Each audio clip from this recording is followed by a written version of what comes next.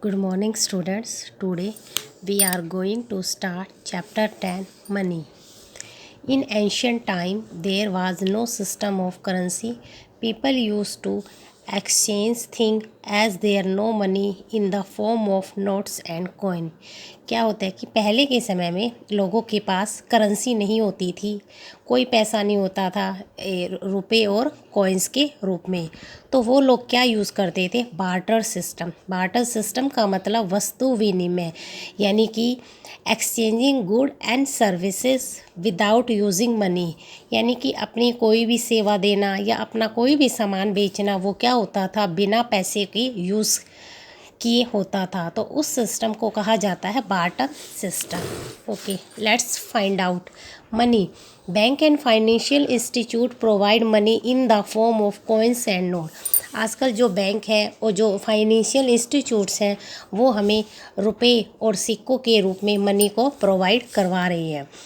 Each country has its own currency. For example USA use dollar while India use rupee. Yes, 100 पैसे is equal to 1 रुपी, यानी कि 1 rupees में 100 पैसे होते हैं। यहाँ पर आपको कुछ नोट्स दिखाई दे रहे हैं, जैसे कि ये 10 का नोट है, ये 100 का है, ये 2000 का है, जो कि आजकल चलन में है। यस, यहाँ देखिए आपको ₹77 को आपने इसको दिखाना है छोटे छोटे टुकड़ों में, यानी कि 77 रुपये हमें पे करने हो तो हम किस तरह से पे करेंगे?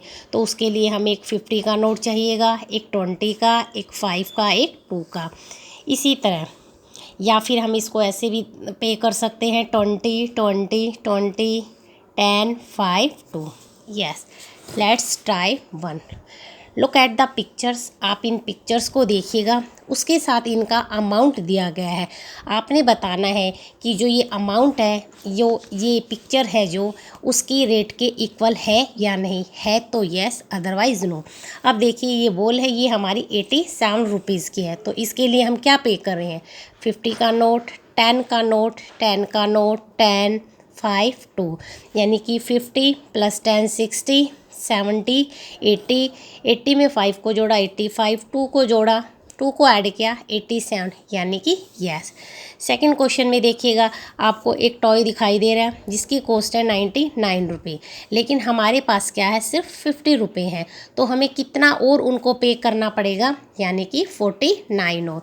तो 49 रुपये पे करने के लिए हमें कौन कौन से नोट चाहिएंगी? वो होंगे हमारे ₹20 plus ₹20 plus ₹5 plus ₹2 plus ₹2। Okay, question number 3। अब आपको यहाँ पर दिखाई दे रहे हैं गर्ल्स जिनकी कॉस्ट है 75, लेकिन उसके लिए हमारे पास हम कितना पे कर रहे हैं? 20 20 20, यानी कि 60। और हमें कितना पे और करना पड़ेगा? 15 रुपीज़। तो 15 रुपीज़ के लिए हम क्या करेंगे?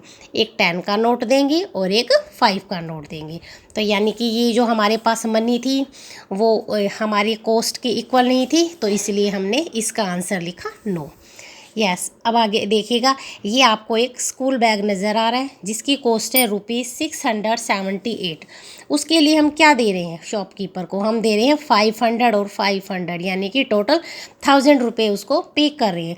लेकिन हमारा जो बैग है उसकी कॉस्ट क्या है? 678, यानी कि ये हमारा कंप्लीट हो रहा है, तो इसलिए इसका आंसर लिखेंगे हम यहाँ पर यस। यानी कि हम अगर 1000 रुपये दे रहे हैं और हमारी कॉस्ट 678 है, तो इट मीन्स हमें शॉपकीपर कुछ पैसे वापस करेगा 1000 में से 678 को लेस करने पर। इसी तरह देखिए, आपको ये पेन दिखाई दे रहा है जिसकी कॉस्ट है 54 रुपये। उसके लिए हम क्या पे कर रहे हैं? 10 10 10 10 10, यानी कि 50। उसके बाद 2 रुपये के 2 कॉइन्स 54, यानी कि ये हमारा कंप्लीट हो रहा है। उसके बाद नेक्स्ट देखिएगा, ये है हमारी बुक की कॉस्ट है ₹783, बट हम दे रहे हैं 2000 रुपीज़।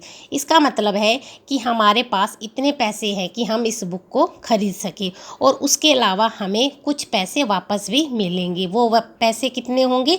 अगर हम 2000 में से 783 को लेस करें, तो इसलिए इसका आंसर आएगा यस। क्योंकि इस क्वेश्चन में ये पूछा गया था कि जो आपको आर्टिकल्स दिए गए हैं और उसके साथ जो अमाउंट है क्या उनके इक्वल है? अगर इक्वल है तो यस, अगर नहीं है तो हमें कितना पे करना पड़ेगा उसको शो कीजिएगा। Okay, thank you.